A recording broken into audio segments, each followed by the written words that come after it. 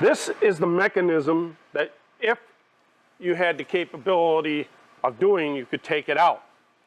You notice that you have your motor, which this is your electrical component. This is your stator because this stays. This is your rotor because this rotates. That's the easiest way I can tell you. Now this is crimped into this casing. So, you know, don't get all worked up about it. Just understand that this being the stator, this is where your start, run, and windings are. Start, run, and common windings are in the motor. All right? When you take this apart, you can look at it, see which ones are which what. You know, I want you to look at stuff like, well, on the electrical side, why are some of the wires thicker and the other ones are thinner? Well, research that and figure it out. There's a purpose behind that. They all have shellac or varnish coating on your wiring. All windings have that. Otherwise, they all short out as soon as they were plugged in. It has the little idiot cap. Of course, that's all done in the factory, but that's how they just slam these things together. Now, this is the heart of the unit right here. As you apply electricity to this, the voltage, it's going to start turning your piston, okay? And it rotates. This one doesn't rotate 360 because it's glued in there kind of, so we don't lose all the parts. But as you can see, if this was turning at a regular RPM, if you look down here, you see a spring down here along with a little sleeve. And that sleeve, I'm going to show you here in a minute what that serves, what purpose that serves. But when you take this apart, look at it, and remember that all these white lines have to marry up with each other. Otherwise, you're going to have a pile of steel here and you'll never figure it out. All right? It's like playing a guessing game. So, now we're going to discuss, when I take this off, how that refrigerant is compressed. Okay.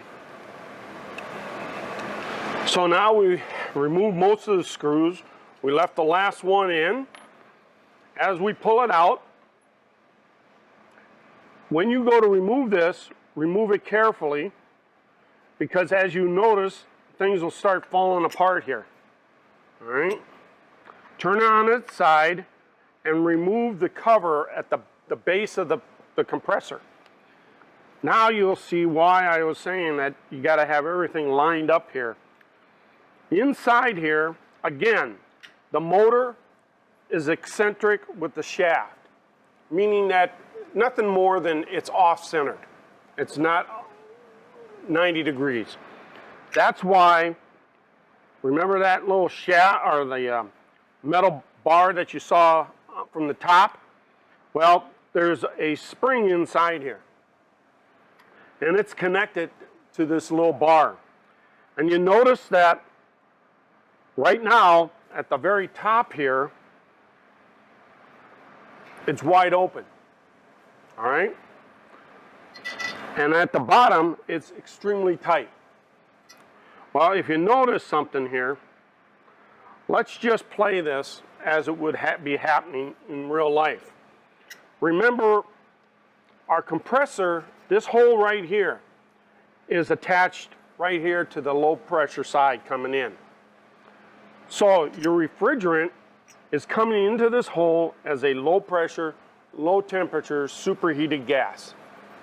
So as that does, your refrigerant, as the shaft turns, the eccentric shaft allows this to spring down because it's under pressure. And the refrigerant is now starting to fill this cavity. As it fills, of course, okay,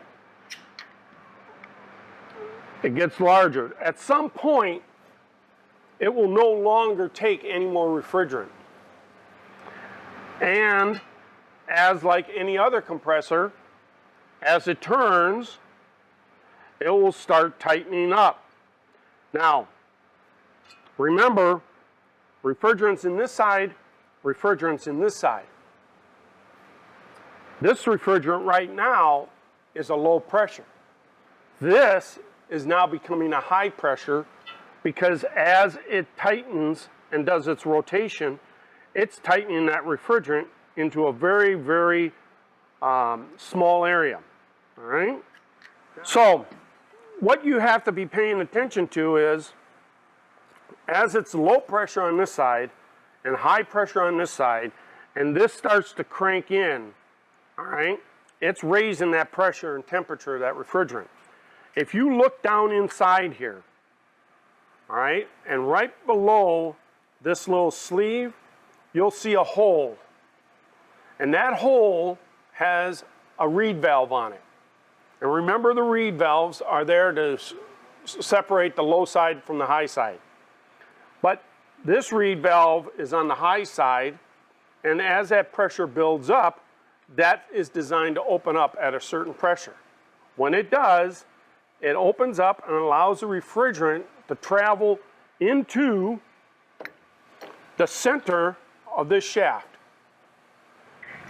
That refrigerant goes straight up that shaft as a high pressure, high temperature, superheated gas. When it hits that, remember, your cover is on this.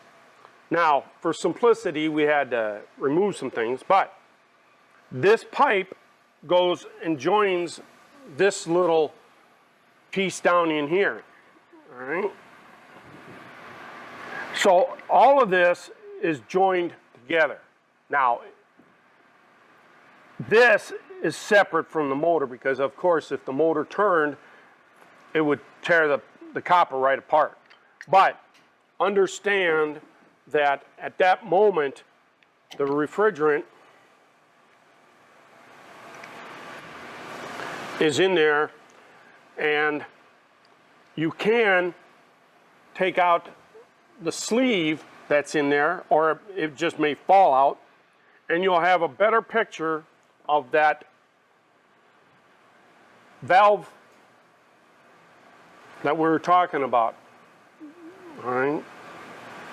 And it's only on the high side, all right? Now, when you're playing with this, and I use that loosely,